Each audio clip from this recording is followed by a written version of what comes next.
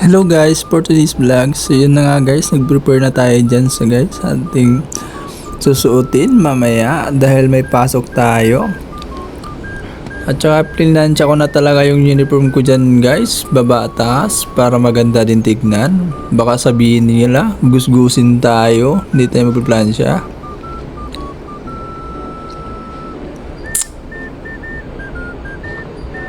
Nimikos-pekos ko na lang pala to guys para mabilis.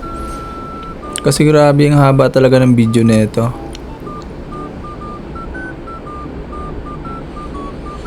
Pagkatapos ko dyan magplansya guys, kinuha ko na yung mga pernalyas ko dyan guys. At saka yung belt ko, nilinis ko na lang din. At saka pinunasan ko muna yung sahig guys kasi merong mga alikabok na pumapasok talaga guys. Hindi talaga maiwasan talaga. Naglinis naman si Commander dito kanina, yung hindi pa siya masyadong mainit. So ngayon guys, pinunas-punasan ko lang muna kasi parang may mga alikabok.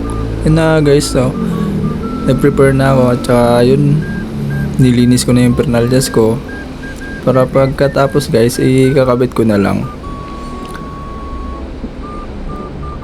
Pagkatapos ko palang malinis yung mga pernalyas ko dyan guys, nag-prepare na din po ako para kakain na lang din ako.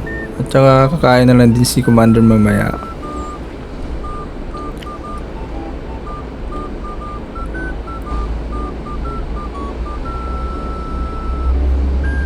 Yan nga guys, lapit ako dyan matapos. At saka kinakabit ko na talaga dyan.